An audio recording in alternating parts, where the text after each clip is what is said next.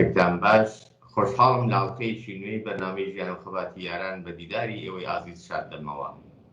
بەڕێزان، میوانی ئەم ئاڵلقەی بەرنامەکەمان بەڕێز هاوڕێ هاجەر هاشمیان یەکێکی لە پێشمەرگە دێرینەکانی کۆمەڵەیە. بەو هیوایی کە تا کۆتایی ئەموو توێژە لەگەڵمان بن، فەرمون بۆ بیستن و بینینی.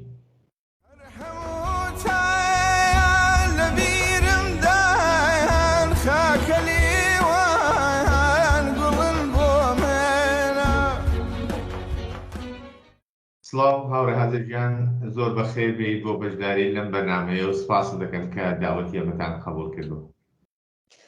سڵاو و ڕێز بۆ ئێوە و بۆ بەرۆبەرانی بەرنامە و بینەرەکانتان بە زۆر مەمنونم لەو دەرفەتەی کە پێتان داوم. سپاس بۆ بەڕێزشتان. بەرنەوەی کە بچینە ناوەڕۆشی قسە و باسەکانمان پێم خۆش سەرەتا کورتەیەک لە ژیانی خۆت بۆ بینەران و خۆت بە بینەران معرفی کرد کە بۆی کە هاوڕێ هاجەر باشتر بۆ بیرگەنەوە. من هاجەری هاشمیان لە نەغەدە لەدایک بوومە. دایکم نێوی فاتمەی حەسەن عەباسیە و باوکیشم محەممەدی هاشمیان. دوشتی زۆر بەرجەستە کە من لەتەوای ژیانمدا لە دایک و بابم فێر بووم. یەکێکەوە بوو کە من بابم پیاوێکی باسەواد و ئەهلی متالعە بوو و هەمیشە ئێمەی تەشویق دەکرد بۆ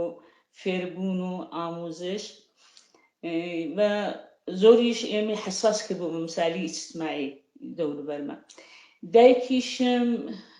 ژنێکی زۆر باسەواد نەبوو، بەڵام ژنێکی زۆر مبارز بوو و لەوەتی من لە بیرمە هەمیشە دوو بەرجەستێکی زۆر گەوری تێدا بوو کە لەسەر ئێمە هەمیشە تاسیری بووە. یەکیانەوە بوو کە ژنێکی زۆر معتەرز بوو بە شەرایەتی ژنان لەو دۆرانەیەدا کە زیندگی دەکرد و هەمیشە معتەرز بوو بە بەرخوردی برا باب و مرد بە ژنان و هەمیشەش دفاعی لە ژنانی دەوروبەر و جیرانی دەکرد و ژنێکی زۆر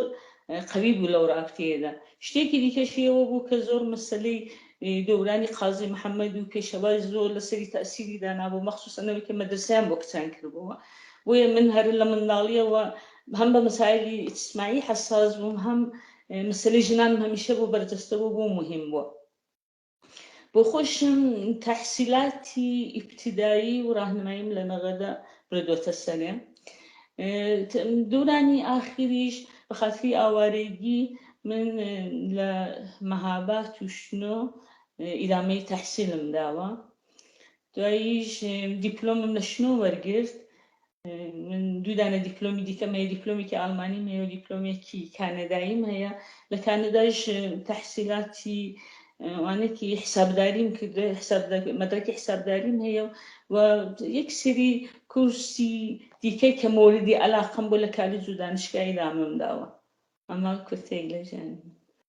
زۆر سپاست دەکەم. بەو پێشینە و بیۆگرافیەکی لە خۆتت باس کرد هاوڕێ هاجەر، هەر لە سەرتاکانەوە جۆرێک لە بنەماڵەیەکی کراوە و تێکەڵ لەگەڵ مەسایلێکی سیاسی و ئەوەی کە پەیوەندی بە ماف و حەق و حوقوقی ژن و خانەوادە و کۆمەلگاوە هەیە ئاشنا بووەوە و باست کرد بنەماڵەکەتان بۆ بەتایبەت بابەت ئەهلی متالعە و خوێندنەوەشتە بووە. هەر بەو خاترە دەتوانم بەڵام ئێوە بنەماڵەی چ ڕۆشنبیر بوو. بەم ڕۆشنبیریەوە بەڕێستان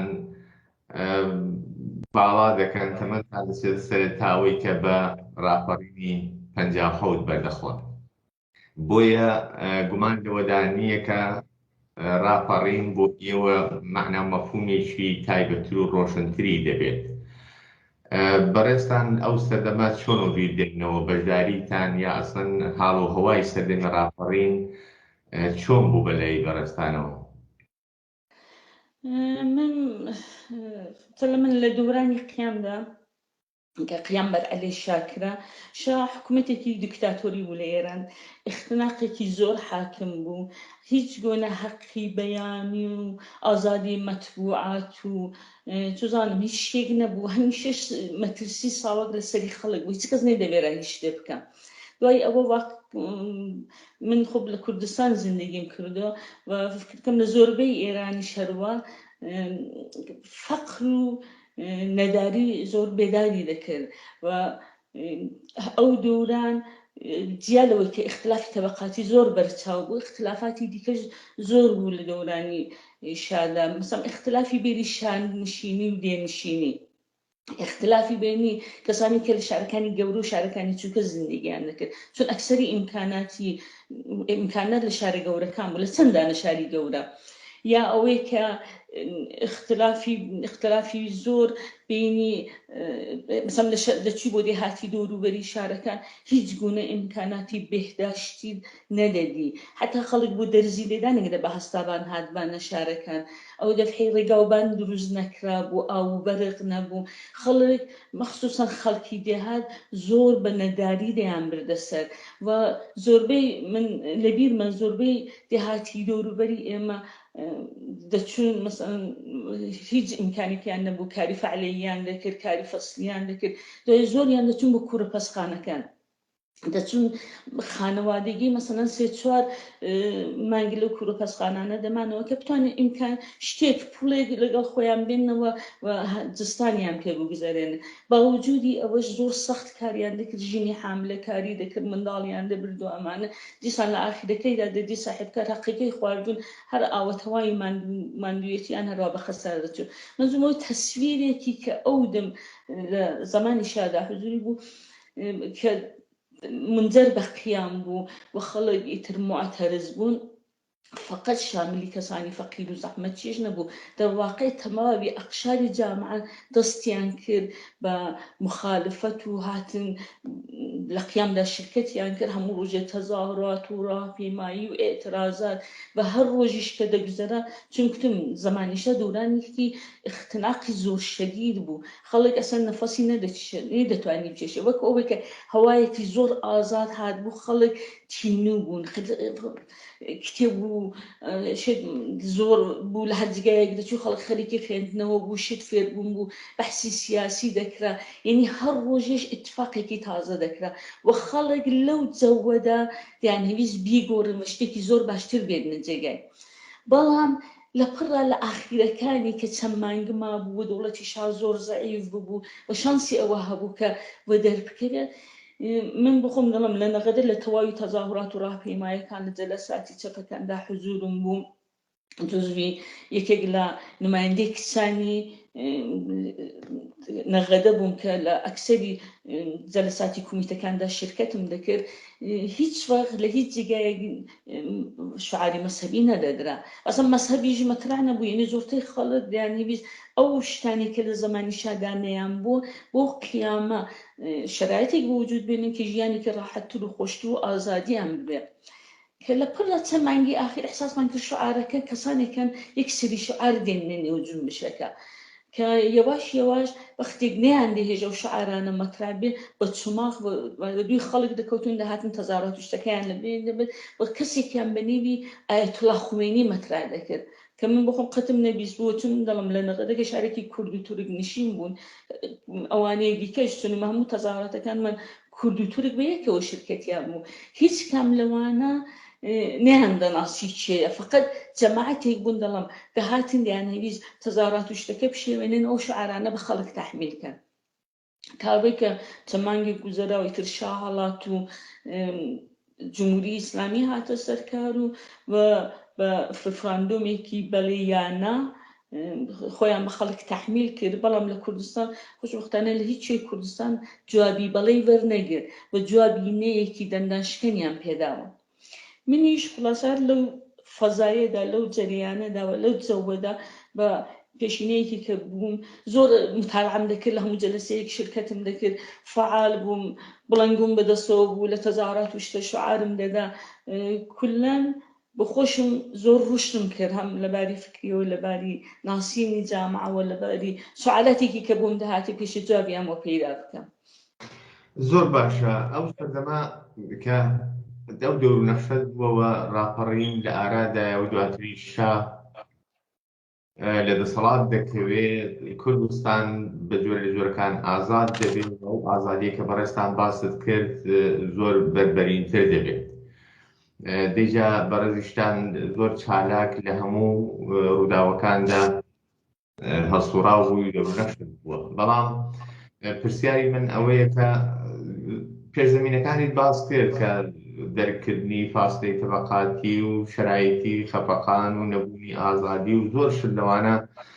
هانت دەدا بۆ ئەوەی کە بۆ دنیایەکی باشتر ژیانێکی خۆشتر و یەکسانتر تێبکۆشی، بەڵام لەو کاتەدا خەت و خطووتی سیاسییەکی ڕۆشنتان نییە. باست کرد کە دەوروبەخشی چەپەکان بەرجەستە بوو و تۆ خۆت لە ناو بەرەی چەپەکاندا دەیدیتەوە، دەرکرد لە چەپەکان ئەو سەردەمە چێ بووە، چێ بوون ئەو چەپانە کە دەوریان دەگێڕا لە سەردەمی ڕاپەڕیندا بە شێوەیەکی بەرچاو. ئێستاکە وا باس بکەین کۆمەڵە عەلەنی نەبووەتەوە، کەس کۆمەڵە ناناسێ، بەڵام چێ بوونەوانەی کە بە ناوی چەپ لەو سەردەمەدا دەورونەخشیان بووە هاوڕێ هاجەر تاکسیر بوو یا خۆی لە ناو جەمیەواندا دەدیشتەوە. من ڕاستیکە کوتارە جۆرێکەوتم تا سەردەمی هاتنی جمهوری ئیسلامی خۆم وەکو ئەکتیویستێک فعالێکی سیاسی دەبینم، بەڵام لەباری تەشکیلاتی و خۆم بە هیچ کام لەو تەشەکلانە نزیک نەدێت. تەشکیلاتایەکی کە ئەو دەم لە دەوروبەری ئێمە بوون، کوتم من محەسل بووم، معمولەم دوای مەدرسە جەلەسات و شتیان دادەنە سوخەڕانیان کردوانە، چریکی فەداییەکان بوون، پەیکار بوو، تووفان بوون، ئەو جار تودەیش هەبوون، بەڵام زۆر خۆشنێو نەبوون. دوایی کۆمەڵە بوو، کۆمەڵە هەرچەند تشکیلاتێکی ساوا بوو، بەڵام لەو سەردەمەی قیامدا واقعاً ڕشتی کرد و ئێمە زۆرێک لە دۆست و ڕەفیق و ئاشنا و دەوروبەرەکانمان کۆمەڵەیی بوون، هەر قەدیمەوە بەر لە قیام و ئەمانە، بۆیە ئێمە لەگەڵ کۆمەڵە یعنی ئاشنا بووم. بۆچوونی یعنی زۆر دقیق نەمدەزانی چیان دەبێت، چون کتم شرایطێکی زۆر اختناق بوو، تۆ نەدەتوانی هیچ بەحسێک نەدەکرا. فقط من دەڵام بەخاتری ئەوەی کە ئەو دەورانی ئێمە لە شارەکەمان ئێمە نەغەدە و شنۆ زمانی قیادە کە هاتنە کوردستان و دوایی لە نێو خەڵکدا ماڵیان گرت و ئاوارە ببوون و زندگیان دەکرد، لەبێ مەلا مستەفا شاواداری کرد کە لەگەڵ ئەمریکا دانیشتن و دەرهەر حاڵ ئاشبەتاڵی پێکردن. ئەو مەسەلەن تەنیاشتێکی سیاسی بوو کە لە ماڵان بەدزی قسەی لەسەر دەکرا. من لە بیرمە هەمیشە دایکم کە ئەکسی شایدەدی جنێوی پێدەدا، هەمیشە بابم نیگەران بوو، بێکودەو منداڵانە تۆ ئەوە دەڵێ ممکنە بچن لە دەرەوە باس بکەن، هەمیشە دەیان کو دیوار موشدارێ موشان گوشدارێ نیگەران بوون، دیان کو دەڵم ساوەک لە هەمی جگایەک حزوری بوو. منیش لەو دەورانەیەدا کە دەڵم زۆر تین و بووم، شت فێر بووم، کونجکاو بووم، سنەکەم سنێک بوو کە لە تەواوی جەلەساتی و سازمان و ئەحزابە شرکەتم دەکرد، لە میتینگەکانیان، لە سوخانڕانیەکانیان، لە تەزاراتەکانیاندا بەشدار بوو، بەڵام خەتێکی سیاسی مشخصم هەڵ نەبژار بوو، بۆیە لە هەمویاندا شرکەتم دەکرد، وەکو دەرواقع خەریک بووم، ئیطلاعاتم جەم دەکرد کە خۆم لەسەر شتێک ساغ ببمەوە، تا ئەوەی کە دەڵم جمهوری ئیسلامی کە هاتە سەرکار بەخاتریەوە کە خەڵکی کورد جوابێکی نەی دەندانشکەنیان پێداوە، دەستی کرد بە حملە بە کوردستان، دەستنەوە دەستی پێکرد کە شەڕێکی زۆر ناخۆش و غێرە عادڵانەی بە خەڵکەکە تەحمیل کرد. دوای ئەوە بەهانەیەکی بەگیر کەوت کە لە ئەوای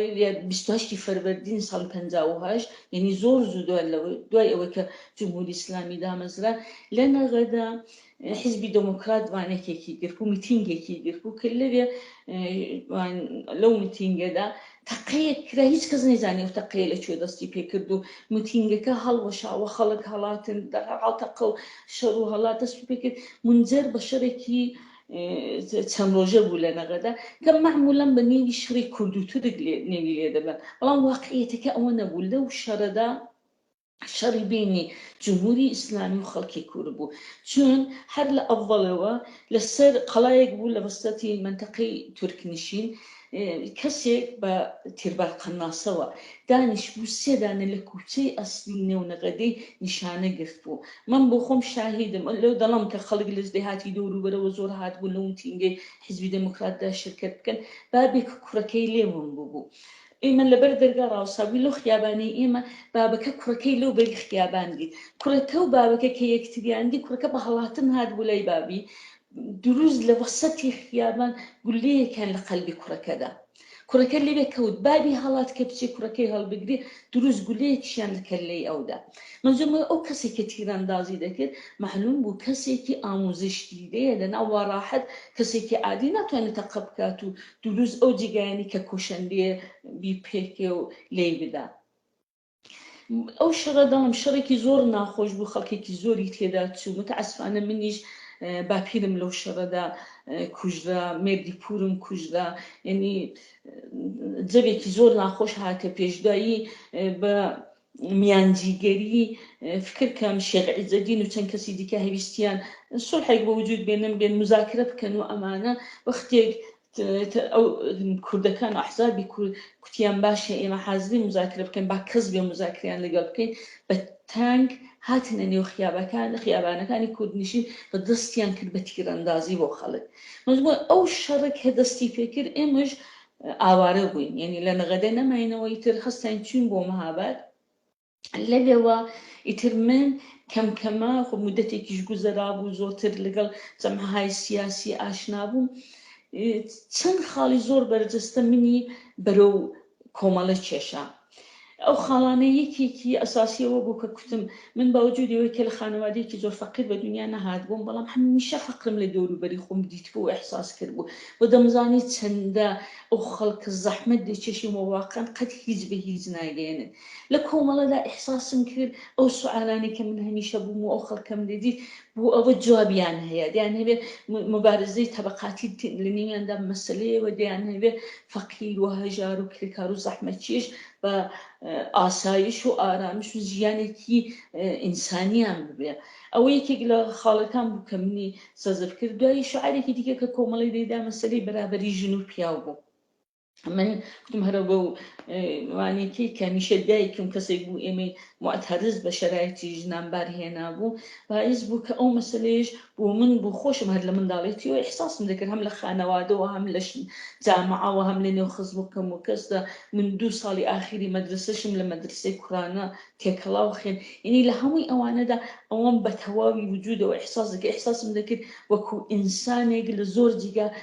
چۆن ژینی حەقت دەخورێ. و ئەو شعارش بۆ من شعارێک بوو کە پێی عەلاقمەند بووم. دواییش مەسەلەی حەقی تەعینینە سەرنوشت بۆ خەڵکی کورد.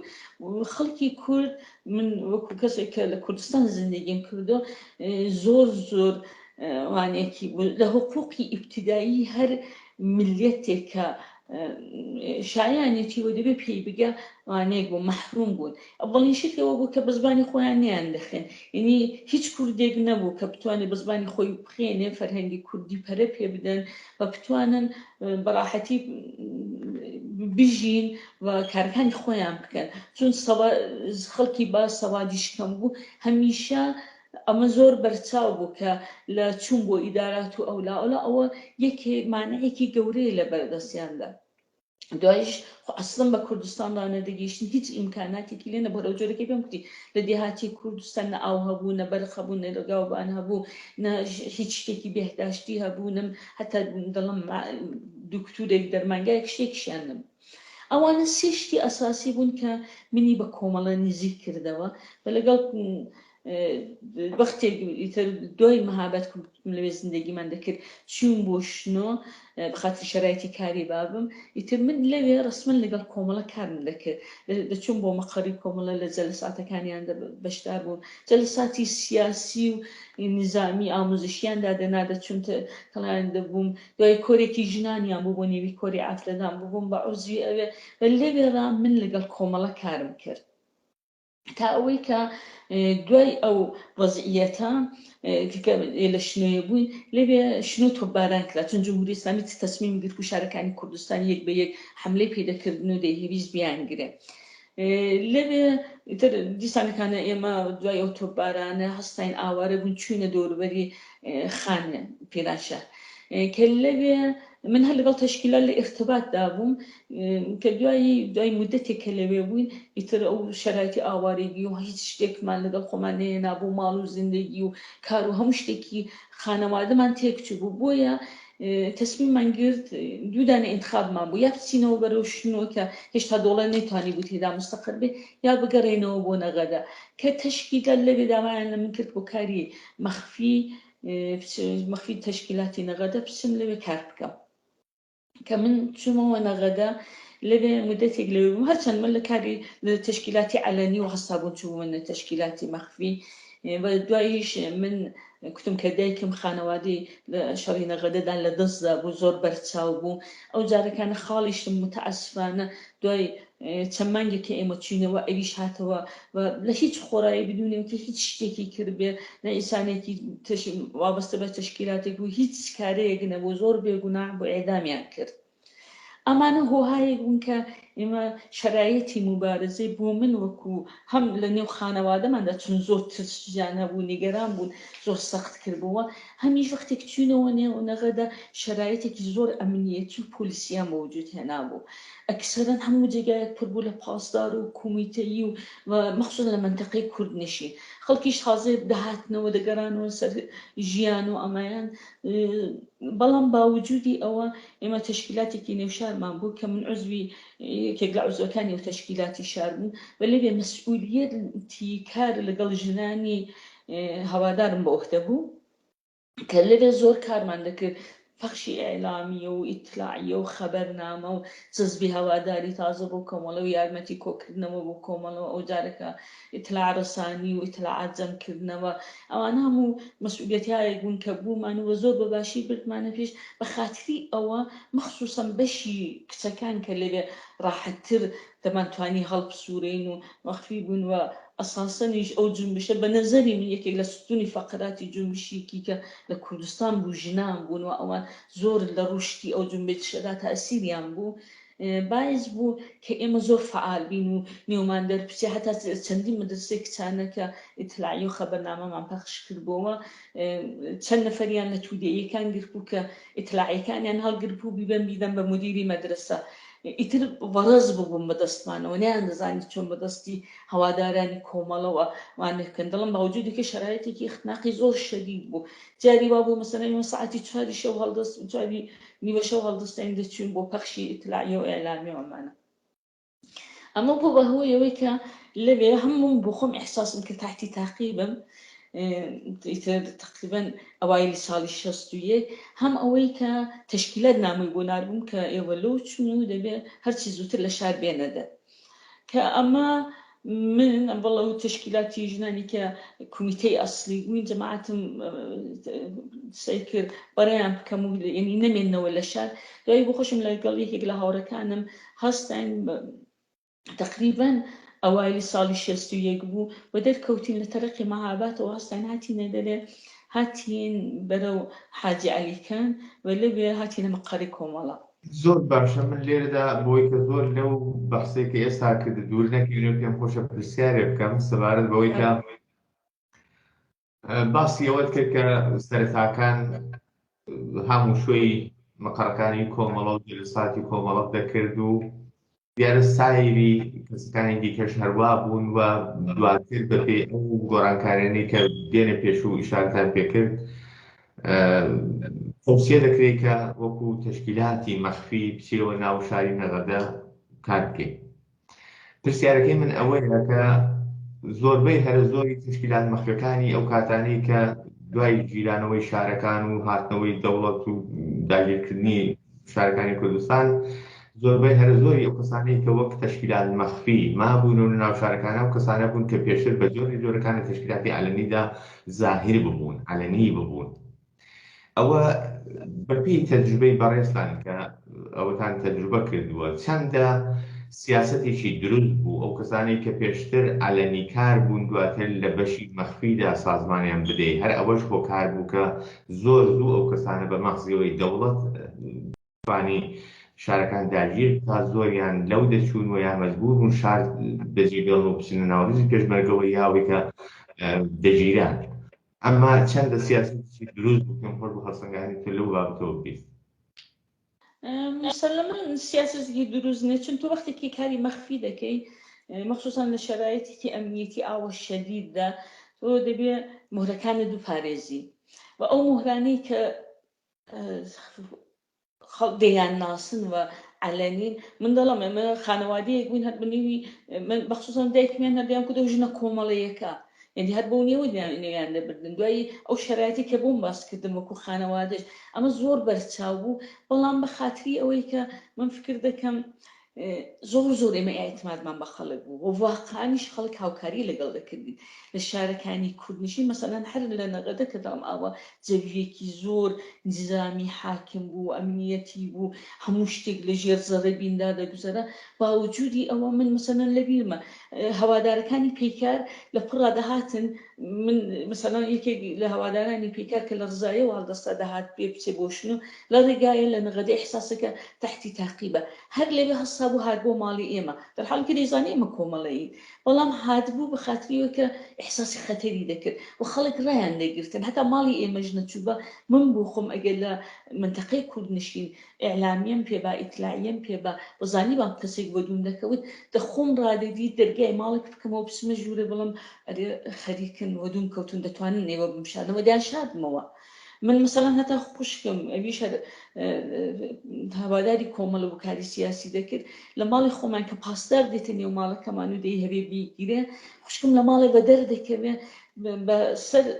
بە سەربانیدا چەند ماڵ ئەو بەرتر دەچێت هەر دەبینێ ماڵێک مەسەلەن پلیکانی پێوەیە دەچێتە خوارێ خەڵک ڕای دەگرێت منزورمەوەی جەبەکە جۆرێک بوو باوجودی ئەوەیە کە ئێمەمانان ئەلەنی بوون بە ئێعتمادمان یعنی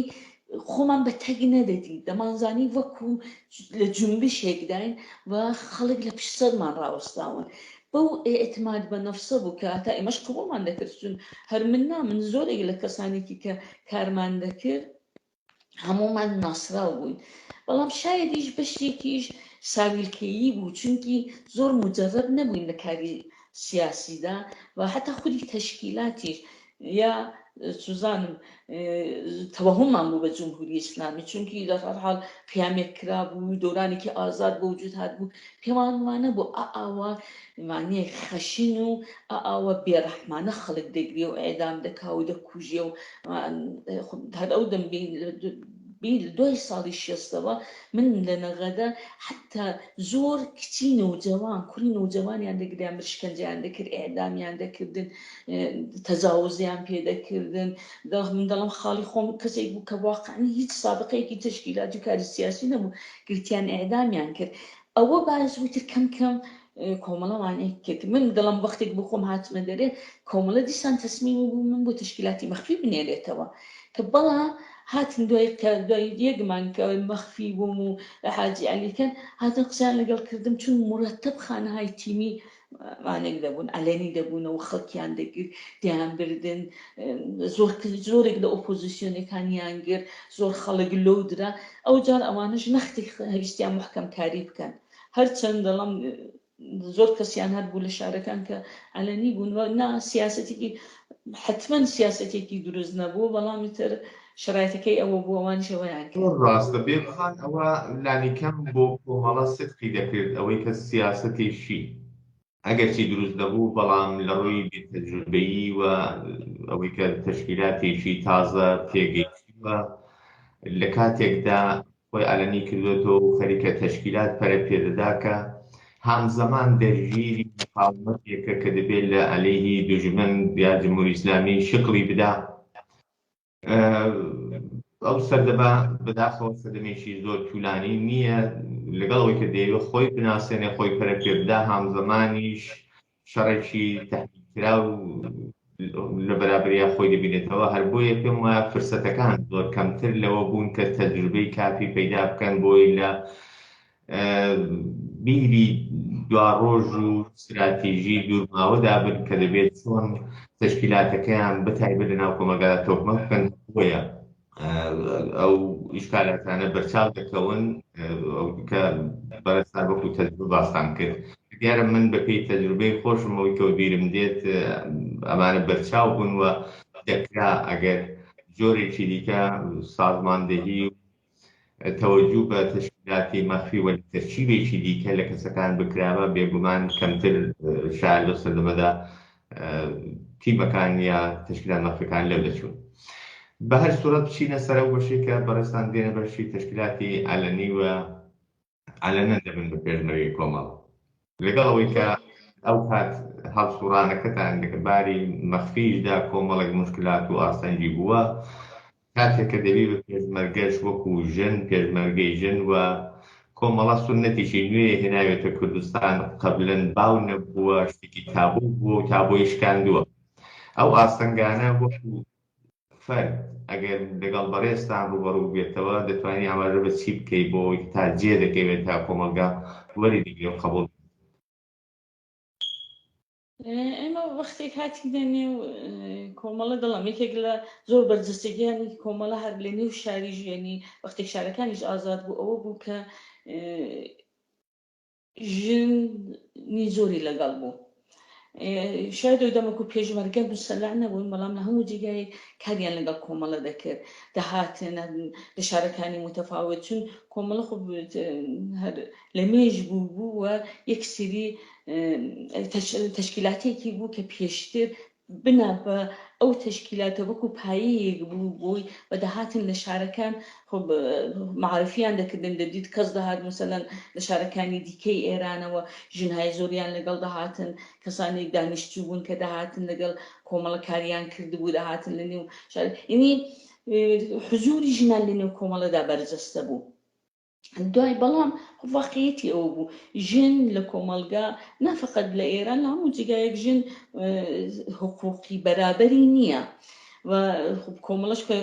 مدافعی حەقی ژنان بوو بە داوای ئەو حەقی دەکرد مسلمەن جەزبی ژنانی زۆرتر بوو لە نێویدا دوای ئێمە لە شارەکان کە هاتیینە دەرێ خۆ لە دێهات مەسەلەکە شاید بە خاتری مەسلەی فەرهەنگی نەختێکیش سەختتر بوو ئەزە من لەبیرمە یەکێک لە بەحسەکانی ئەساسی ئەو دەم لە نێو تشکیلاتی کۆمەڵە ئەوە بوو کە ژنەکان ئایا ڕووسەریان لەسەر بێیان نەبێ ئایا ئێمە ئەوە بێ احترامیە بە خەڵک چون دەرهەڵ بۆمان مهم بوو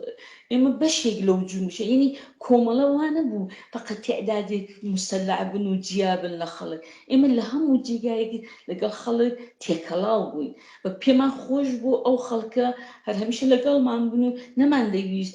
بەرخوردهایەکمان ببێ کە ئەو خەڵکە لێمان دوور بکەونەوە بۆیە بۆ هەر حرەکەتێک زۆر قسەی لەسەر دەکرا بەحث دەکرا دەڵام مەسەڵەن کچانی پێشمەرگە ڕووسەریان لەسەر بێ یان نەبێ ئەوە دروستە یا غەڵەت ئایا دەچین لە نێو جەمعەکاندا دەنیشین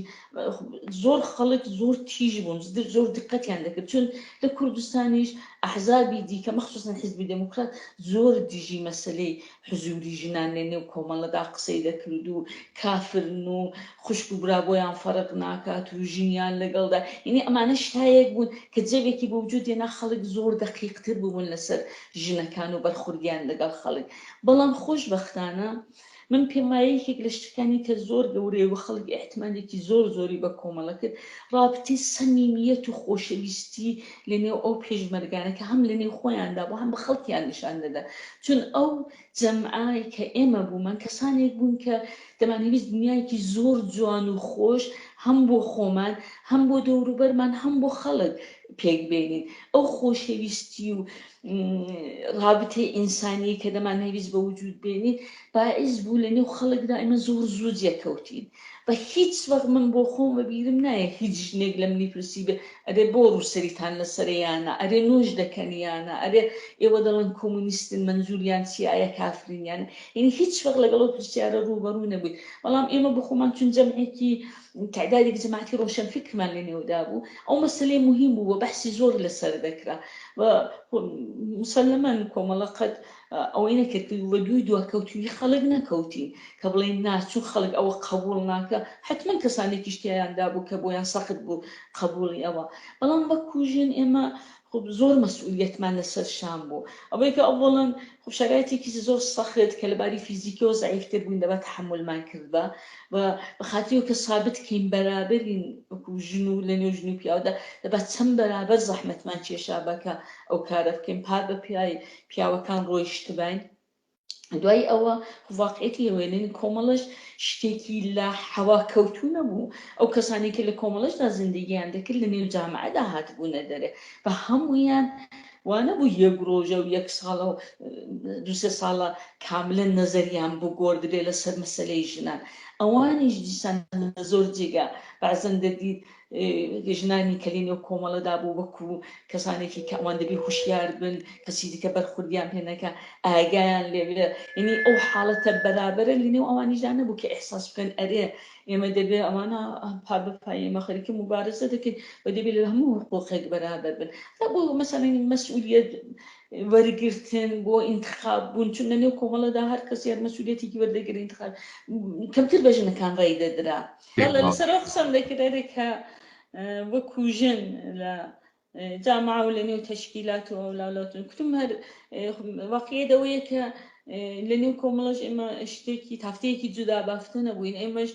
لە جامعەوە هاتبووین و تەواوی ئەو شتانەی کە لە جامعەدا دیبوومان لەگەڵ خۆمان هێنابوونی ئەو تەشکیلاتە. هەرچەند دەڵم زۆر تەلاشمان دەکرد خۆمان بگۆڕین و چون زۆر بەشمان کەسانێکی جەمام بووین، واقعیەتیەوە من بۆ خۆم لە نێو کۆمەڵەدا مەخصووساً ئەو دورانی کە هاتینە دەرێ و ئەمانە من هەمیشە سعیم کردووە و هەمیشەش ئەحساسم کردو بەرخوردێکی ڕەفیقانە و سەمیمانە و دۆستانەم پێکراوە. دروستە ئێمە دەرهەرحاڵ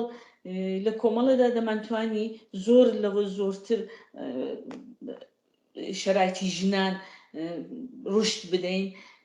مەخصووساً ئێمە ژنانی کە لە نێو کۆمەڵەوەدا من چون بە نەزەری من ئێمە مەسئولیەتمان بوو، ئێمە فەقەت وەکو خۆمان نەهاتبووینە نێو کۆمەڵە، ئێمە نمایندگی خەڵکمان دەکردووە، خەڵکێکی کە ژنانێکی کە بە هەموو جۆرەوە واردی ئەو جومشە ببوون،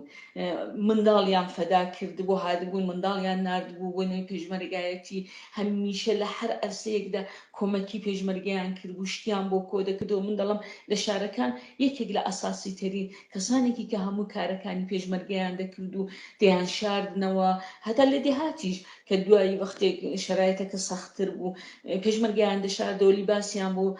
دەشتن، غەزایان بۆ دروستکردن، لەباسی گەرمیان بۆ تەهیە دەکردن، لە هەر شەرایەتێکی سەختدا وەختێک دەست بە دامانی خەڵک دەبووین، ژنەکان لە پێشە بوون یارمەتیان دەکردین. ئەمە وەکو کەسانێکی کە هاتبوون و حرفەی کارمان دەکرد، ئێمە دەبات لەسەر ئەو مەسەلەیە لە نێو کۆمەڵەدا پافشاری زۆرترمان کردبە. من دوایی دەڵمەوە من پێم وانە کۆمەڵە دەڵم بە باشترین وەج دەچۆ پێشە، بەڵام کۆمەڵەش بۆ خۆی هەر لە نێو جومبشەدا ڕشتی کردبوو، بۆیە زۆر شت هەر ئەو جۆرێک کە من نەمدەزانی ئەو هاوڕێ پیاوەی کە لەگەڵ منیش بوونەی دەزانی، یعنی وانە بوو من بڵم دەرهەر حاڵ مغرزانە بوو یا نیان دەبیست ئەو شعارە کە دەدرات بیکەم، بەڵام واقعیەتی ئەوەیە لە نێو کۆمەڵەدا تەشەکولێک بە عنوانی تەشەکولی ژنان کە ئەساساً دەبێت لەسەر مەسەلەی ژن کار بکەوە، یعنی لەسەر داویستەکانی ژنان کار بکە. دروستە کۆمەڵە خۆی بە تەشکیلاتێکی کۆمونیست دەزانی و تەشکیلاتێکی مدافعی حقوقی کارگەران، بەڵام نیوەی کارگەران ژنن و ئەو ژنانە لە جامعەدا زوڵمێکی دیکەشیان لێ دەکرا و دەبا لەسەر ئەو زوڵمێ مزاعفکە لە ژنان دەکرا تەشەکولێکی تایبەتی بە فعالیتێکی تایبەتی کرابە. ئێمە ئەوە کەم بوو لە نێو کۆمەڵەدا، بۆیە زۆرتر ئێمە چون بۆ خۆشمان دەمانگو پیا و ژن فەرقی نییە، ئێمە نەمان دەهێویست ئەو مەسەلەی جنسیەتە لە نێو کۆمەڵەدا مەترەحکەین و لەسەری بڕۆین. بۆیە زۆرتر هەر مەسەلەن داهاتین لە جەلساتدا قسەمان دەکرد، زۆرتر ئێمە ژنان دەمانهەویست خۆمان بە شکل پیا و دەربێنین، سەختیەکان وەکو ئەوان بچێشین، بچینە پێشێکە پێمان بڵێن بەرابەرێ، دەرحاڵ کە واقعیەت ئەوە نییە. ژن فیزیۆلۆژی ژنانەیە هەیە و تۆ ناتوانانی ئەوە ئەوەسکەی، تۆ دەبێ بیرروباوەڕەکان ئەوەسکەی، تۆ دەبێت ئاسایش و ئارامشێک و ئێحساسی ئێعتمادێک لە ژنەکاندا بە وجود بێنی کە لە هەر شەرایەتێکدا ڕاحەت قسەی خۆیان دەبرن. ئێمە لە جامعەیەکی مەزهەبیدا هاتبووینە دەرێ، پیسترین مەزهەبی کە ژن تێیدا پەروەردە دەتوانێت ببێ، ژن بە نیوەی پیا و حیسابە. تۆ فکر کە ئەوە ڕاحەت تۆ ناتوانانی لە ذهنی ژنان و پیاواندا بشویەوە، دەبێت فعالیەتی بۆ بکرێ، دەبێت ئەمە لە نێو جامعەدا جێبخەی. ئێمە لە زۆر جێگا دەچوینە نێو خەڵک قسەمان دەکرد، خۆشبەختانە هەمیشە وایە ئەوەندەی کە عمل تأثیر دادنی قصة تأثیری کەمترە بۆیە حضوری خودی ئێمە لە نێو کۆمەڵەدا هەمیشە کۆمەڵەیان بە تەشکیلاتێکی بەرابەری تەڵب دەناسی خەڵک من لەبیرمە دەچوونە دێهات وەختێک سوخەنبانیمان دەکرد لەگەڵ خەڵک قسەمان دەکرد دەچوونە ماڵان ژینان و کچان هەمیشە مشکلێکیان کە ببە معمولا خەل لە نێو دێهاتدا مەسەلەی ژن بە ژنە مەسەلەی اختلافی ژن و پیا و ئەمانە چون خۆ لە شارەکان لە دێهاتی کوردستان لە زۆر جێگا شۆرا تەشکیل بوو شۆرای نێو دێهات و ئەمانە کە بتوانن کارەکان نێو خۆیان مشکلاتی نێو خۆیان حەل و فەسل بکەن هەمیشە سەیان دەکرد ئەو مەسەلەیە ڕابگرن وەختێک مەسەلەی ژنەکان بە کۆمەڵە متەوەسل دەبوون کە بێنن مەسائلەکانیان هەل بکەن چون یازانی کۆمەڵە لایەنی ئەوان دەیگرێت ئەگەر کۆمەڵە دەیکوت حەقی ژن بە ژنەکان نییە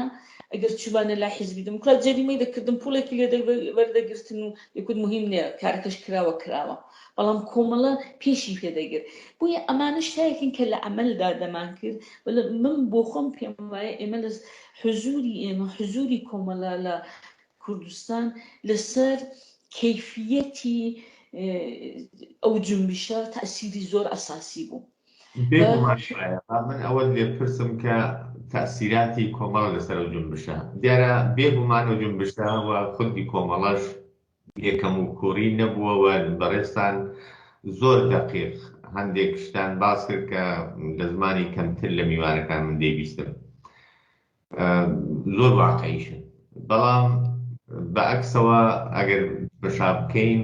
تەئسیرات و کاریگەریەکانیشی ئەوەی کە کۆمەڵە لەسەر کۆمەلگای بووەوە لە بەرابەریدا کۆمەلگا لەسەر کۆمەڵە دەتوانین ئەو تەئسیراتانە کە بەرچاوبن لەسەر خاڵدا هاوڕێ هاجر ئاماژەیان پێ بکات چین وەکو فەرهەنگێکی نوێ وەکو سنەتێکی نوێ کە لەناو کۆمەلگادا جێ دەکەوێت لەژێر تەئسیر و کاریگەری جەریانێکی وەک کۆمەڵەدا کۆمەڵە دەڵام یەکێک لە شتە بەرجەستەکانی ئەوە بوو کە پافشاری دەکرد لەسەر حەقی تەبەقەی نەدار و زەحمەتکێش و کرێکار و ئەمە شتێک بوو کە کۆمەڵە لە هەموو جێگای و خەڵک دەڵم دەچوو ئەمە باعث ببوو پێشمەرگەی کۆمەڵە وەختێک دەچوون نێو خەڵک معمولا خۆ بچون هەمیشە کوتم لە زمانی شاشەوە مەسەلەی شارنشینی و دێنشینی اختلافاتێکی بە وجود دێنا ئەو خەڵکە لەگەڵ پێشمەرگەی کۆمەڵە زۆر ڕاحەت بوون هیچ وەخت ئیحساسیان نەدەکرد هەتا تەرە بەگەر مهەندیسیشە دێ لەگەڵ ئەواندا دەنیشێ نان دەخوا قسەیان بۆ دەکا ئاموزشیان دەدا و دەهوێ ژیانێکی خۆشیان بۆ دروست بکە باسی حقوقی خۆیان دەکەن و ئەمە تەئسیری بوو بە خەڵک باعسی ئێتماد بە نەفسێکی زۆر بوو کە حتا لە زۆر جێگا لە شارەکانی کوردستانەوە هەر لە ئەڤڵەوە کەشاوەرزان و نازانم فەلا و زەحمەتکێشان دەچوون زەمینەکانیان موسادرە دەکرد دەچوون حەقی خۆیان داوا دەکرد لە کوورە پەسخانەکان مەسەلەن ئەو جارێک کە کوتم جاران دەچوون حەقیان دەخوان ئەو جارە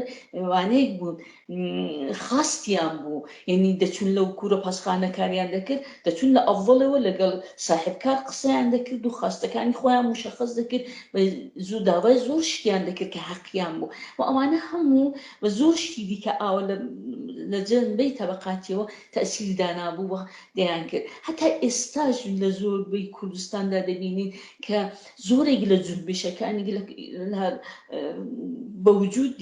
شتەهایەکی کە لە موردی حقوقی بەشەرەوە وجود دەبینی ئەو کومیتانە لە کوردستانەوە لە ئێران هەڵدەخڵێ لە موردی ژینگەوە دەبینی لە کوردستانەوە هەڵدەخڵێ و هەمووی ئەوانە بە نەزەری من هێشتا پاشماندەی ئەو جنبشەیە کە کۆمەڵە تێیدا نەخشی زۆر فعال و ئەساسی بوو من نامەوێت بڵێم حیزبی دموکرات کە خۆ لە کوردستان دوودان حیزبی ئەساسی بوون حیزبی دموکراتیش دانەیەک لەوان بوو بەڵام واقعیەتی ئەوەیە هەموو کەس حیزبی دموکراتی بە هەواداری ئاغاوەت دەناسی دەزانی کە حیزبی دموکرات لە هەموو جێگایەک لە حقوقی دەوڵەمەندان و هەمیشە وەختێک دەچوونێ نێو دێهات زۆر خۆیان لە خەڵک بێبەزیل کرد بۆ خەڵک ئەو ئێعتمادی کە بە پێشمەرگەی کۆمەڵە وەکو کوڕانی جەوان دەهاتنێ نێو ماڵان و ئەوان بوویان بوون بە پێشمەرگەی حیزبی دموکرات نیان بوو و حضوری کۆمەڵە بە نەزەری من لەباری کەیفیەوە زۆر لە جامعەی کوردستاندا تەئسیری بوو هەتا دەڵم مەسەلەی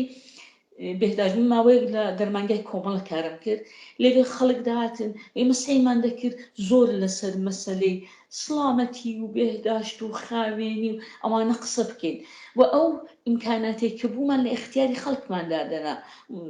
و فێرمان دەکردن کە چۆن مەسەڵەن لە دەواهای مەسەڵەن چۆن ئیستفادە بکەن، چۆن خۆیان خاوێن ڕابگرن، چۆن بۆ خۆیان هەتاگە لولەکێشی ژنێ ئاوی خاوێنیان بێ لە دێهات مەسەڵەن مەسەلەی ئەو زۆری مەسەلەیەکی گەورە بوو لە هەر لەو جێگایە کە دەچوون ئاوەڕۆی بوو قاپ و کەوچکیان دەشوت هەر لە خواردش خەڵک توالێت و دەچویان دووشت بۆ خۆیان پێدەشوت بە زۆر لەو شتانە کۆمەڵە تەلاشی کرد لەو دێهاتە بیگۆڕێ و لەسەر مەسەلەی نەخۆشی ژنانە کە لە نێو ژناندا بوو زۆر باعثی زۆر نەخۆشیهایەکی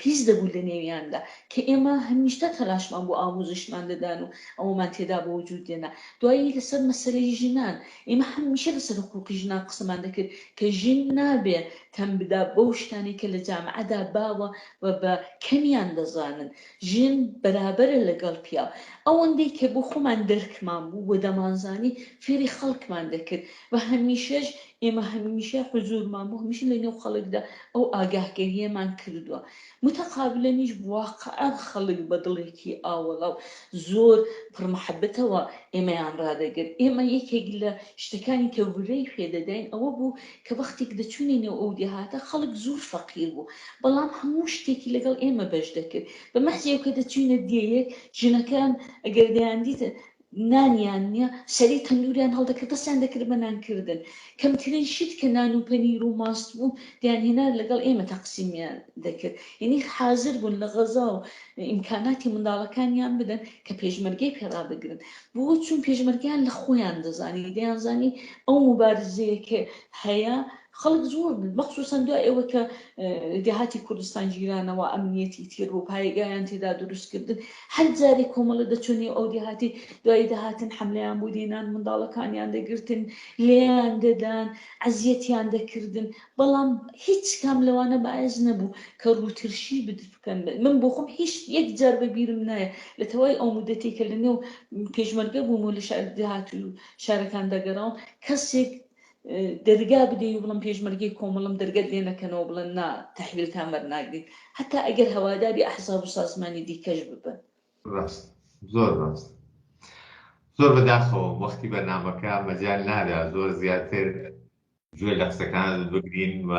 زیاتر پرسیار لێ بکەم و زەوایای جیاوازی ئەو ڕابردووە و مێژووەت لەگەڵدا باس بکەم هەر بۆیە وەکو دوایین پرسیار زۆر بە کورتی پێم خۆشە وەکو بەژنانی کۆمەڵگا و وەکو چالاکێکی سیاسی کە هەر ئێستاش کەسێکی چالاکی ئەگەرچی شوێنی ژیانت گۆڕیەوە لە وڵاتێکی ئەوروپایی دەژی یا بڵێن لە کانەدا بەڵام ئێستاش هەر چالاکی دەکەیت پەیامت بۆ ژنانی کۆمەڵگاوە بۆ بیتێرانێکی جوان لە توێژەکەمان هەیە چییە و ئەگەر بە کورتی بێت زۆر سپاس دەکەم و دواتر بێتەوە ماڵەوەی لە ئیرانەکە من ڕاستەکەی من زۆر متعسفم بۆ شەرایط و وەزعیەتی کە ئێستا خەڵکی کوردستان تێیدا دەژین بە خەڵکی ئێران کولن لە شەرایەتێکی زۆر سەخت و ناخۆش مەخسووسن ئەو مەسەلەی کۆرۆنا هەر ڕۆژ بە ڕۆژ خەڵکی تێدا دەکوژدێ و شەرایط و وەزعیەتی حکوومەتی حاکم کە بەسەر ژنانی تەحمیل کردووە بەڵام خۆشحاڵم کە ژنان واقعاً مقاومەت دەکەن لە مقابلی ئەو هەموو سەختی و فشارهایەکی کە ئێستا لە نێو جامعی ئێراندا بەسەریاندا زاڵە و تەشەکولهای خۆیان دروست کردو و مبارزە دەکەن و هەر ڕۆژ ئەو فشارانە زیاتر دەبێتەوە ئەمان مقاومەتی زۆرتر نیشان دەدەن و دێنە لێرێ ئەمە بۆ ئێمە دڵخۆشی و ڕزایەتێکی زۆرە و ئێمە واقعاً دەبێت لە ئیستقامەت و بوردباری ئەوان فێر بین وەکو خۆشم من هەمیشە بە مەسائلی سیاسی علاقمەند بوومە هەمیشە تاقیبی دەکەم خلاصە من لە محیتێکی دیکە زندگی دەکەم ئێمە وەکو پەناهەندە واردی ئەو جامعانە بووینە سەختی خۆی هەیە وەختێک واردی جامعەیەکی تازە دەبێ زبان فێربی عادەت بکەی بۆ جامعەیە کار پێیدا بکەی خۆت تێدا زندگیەکی ئاسایی بۆ خۆت بە وجود بێنی ئەمانە دەبقێ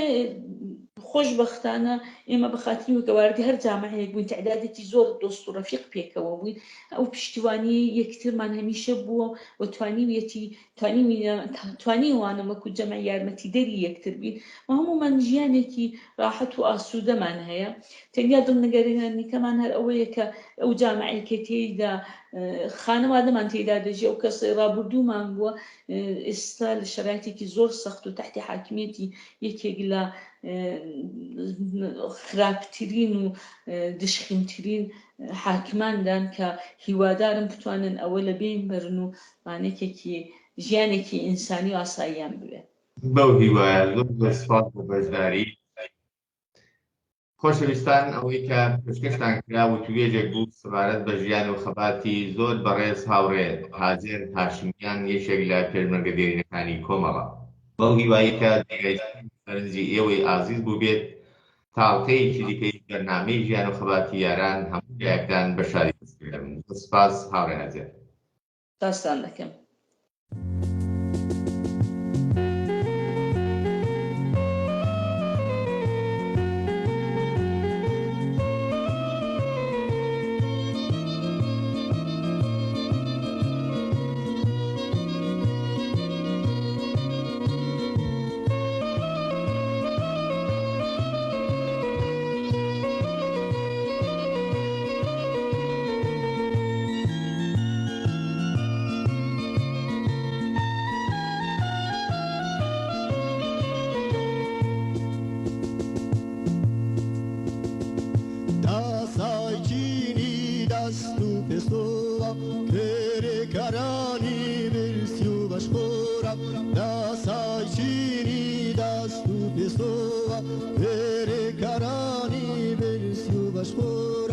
بشمينتاني خاوى النجاري كويلاني حكمي سرمايا داري بشمينتاني خاوى النجاري كويلاني حكمي سرمايا داري